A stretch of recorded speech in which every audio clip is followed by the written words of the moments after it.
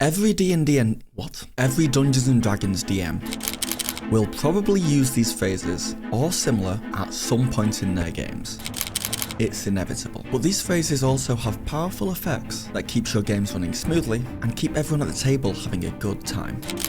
And while I'm not saying these phrases belong to any single DM, I will be using DMs as examples.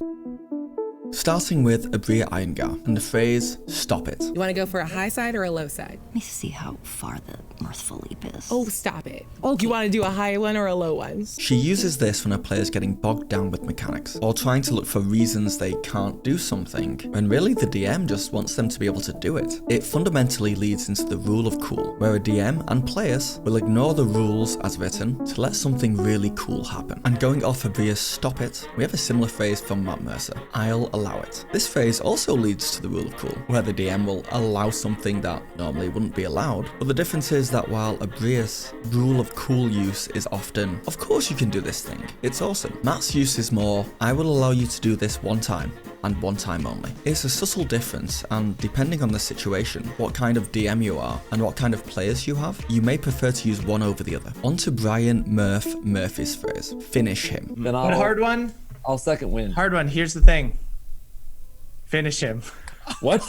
Now, in my last DM phrases video, I had Matt Mercer's phrase, "How do you want to do this?" And there were a lot of people in the comments letting me know that many DMs have phrases like this, where it signifies the end of a fight and it allows the player with the finishing blow to describe how they finish the bad guy. "Finish him" from Murph was one of the most commented, so I thought I'd bring it up here, mostly to show that there are many variations of these phrases. So this one is fundamentally the same as "How do you want to do this?" but a bit more gamified. But the power behind these phrases is not the wording, it's the meaning. You can put your own spin on them or have completely original wording. But at the end of the day, when Murph says "finish him" or her, and the whole table cheers, and one person details exactly how they finish them, that's an amazing moment. And it just goes to show truly how powerful these phrases or ideas are.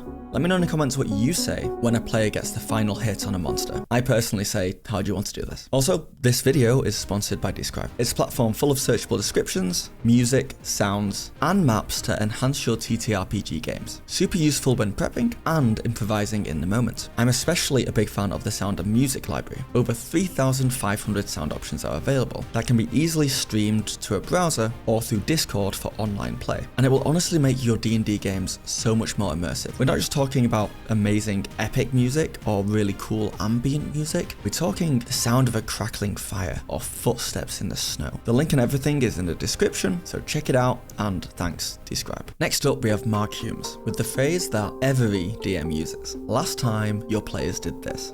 Last time our heroes were approached by the tiefling warlock Caliphris. That's right, it's the phrase that triggers the recap, which I feel is one of the most important parts of any game in a long-running campaign. Reminding your players where they are and what they were doing and what they need to do. But it also signifies that the game is beginning and everyone needs to pay attention. It also has the added benefit of letting the DM know if their game is getting too complicated. If you struggle to recap your own campaign, what happened last session even, in a quick and easy to understand way, then maybe you have too much going on and need to take a step back and simplify everything moving forward. Okay, next up is the phrase "hell yeah" or "awesome." Brennan Lee Mulligan uses these phrases and phrases like this all the time.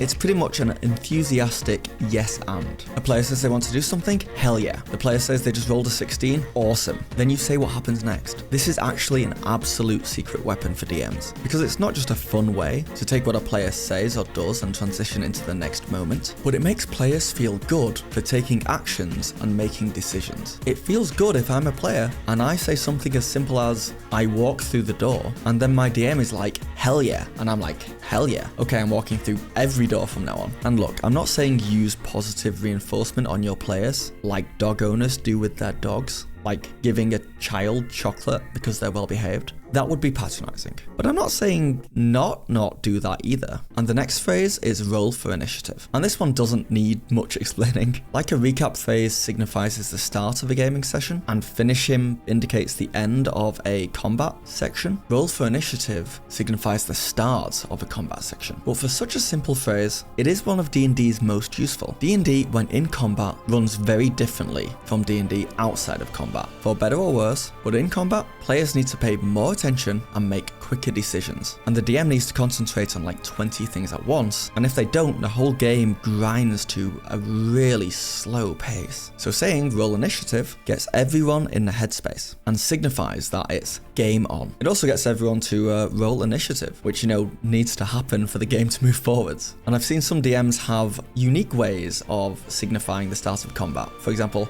I'm pretty sure I've seen Matt Mercer not say roll initiative. I mean, he does a lot, but I've seen him just quietly stand up and pick up his mini board, his battle mat, his terrain, and put it on the table, and all the players are like, oh, it's combat time. And no matter what your signifier is, you will see your players sit up straight, pay attention, and put on their combat hats. Roll a perception check is my next phrase. The most popular of all the checks, but really, replace perception with any check here. Asking your players to roll a check is huge because it can have so many different uses. It gives your players a chance to affect the outcome of a decision that they made. What happens next is based on their roll, which is, you know, a huge part of D&D. It can also make for a good pattern interrupt, which I'll talk about more in a future video. But if your players look like they're getting bored, have them roll some checks. Interrupt their boredness. You just have to make sure that the consequences are real. It can't be a pointless check. And also, asking a player to roll a check is a good way to target a player on the quieter side and include them more by pretty much picking on them a little bit. Well, hey, who doesn't like rolling checks? Probably a lot of people. My next phrase is my favorite phrase because it's the most evil DM phrase there is, as far as you know. It's got a ton of variations too, but fundamentally, if a player tries to say hide and they roll for stealth and it's an average, middle-ish roll, I'll say, as far as you know, you're hidden, which is just the reality of the situation. If you try and hide from someone, you don't know for sure they won't find you. Now, don't get me wrong, if a player rolls really well on a check, or really badly, I'll let them know if they're hidden or not, because the character would probably know if they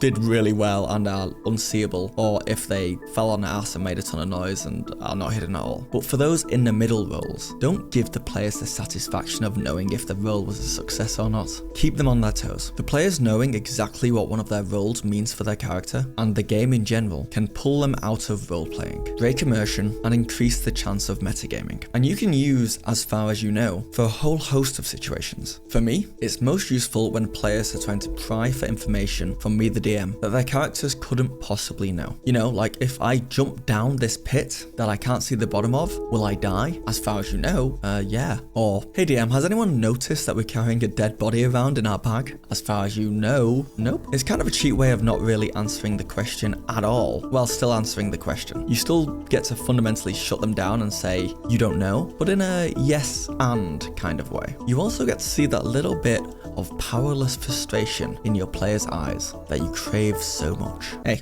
a DM's gotta have fun too. Speaking of DMs having fun, the next phrase is, do you say that out loud? Now this has a few variations, but really, it's used to stop players from communicating too much in situations where their characters wouldn't have chance or time to communicate. It also promotes role-playing. Simply put, nothing is worse than the DM having an NPC in game pushing the player characters to say something or do something immediately. The pressure is on, what do you guys do? And then like the players spend 5 minutes talking about all the possible outcomes and all the ideas and everything they could do, and then you jump back into game and 2 seconds have passed and the player says the perfect thing. In reality, you don't want your players communicating that much. You don't want them figuring out the best possible outcome and scenario to every situation. You want them to deal with the situation as their characters in the time that roughly the characters would have. Not only is it faster and more fun and the game, but it can also lead to players, well, like characters, making bad decisions more often, which is a really good thing. It certainly a much better outcome than a player making a decision for the character in the moment that all the players talked about for 5 minutes beforehand and had a tribunal and decided what the best course of action would be. So when players start conversing too much about the game outside of character, just ask them, do you say that out loud? And you'll either put a stop to the metagaming or make some weird stuff canon in-game, depending on what they just said. And my next DM phrase is one that's used a lot. And it's simply, and I don't think this one needs explaining. It's there to buy you, the DM, time. Time to think and figure out a way into the next thing. Are there? Yeah, is the next phrase. It's classic medieval background stuff. There's somebody walking along with a basket full of potatoes. There's somebody leading a recalcitrant donkey that doesn't really want to be led. There are some children sort of playing in are there? Yeah, all right, fine. Yeah, there are some children playing in the dirt. Don't ask too much about the children. Pretty much used when a DM says something, then questions themselves, then goes along with it anyway. And sometimes they won't go along with it. Sometimes it's, wait, are there? No, forget I said that. This and its variations are one of my favorite phrases because it gives the DM a lot of leeway to backtrack a little if they need to, which is absolutely fine, by the way. It reminds the player that the DM is most probably just making this stuff up on the spot, which they often are, meaning that they can cut the DM a bit of slack. Some DMs don't like doing this. Some DMs prefer their players to think that they are in complete total control of everything and have everything planned out. They understand the world so much that whatever the players decide to do or wherever they decide to go, the DM knows exactly what's going on. And these DMs would never accidentally create a bunch of kids and then quickly wipe them out of existence because they forgot they wouldn't be there. But I personally think it's really healthy for a DM to be very open about the fact that they are just improvising this whole thing. Sometimes we say something and then decide against it. It will take so much pressure off you as a DM and give your players a peek behind the curtain. You'll find your players will be a lot more impressed with you seeing your process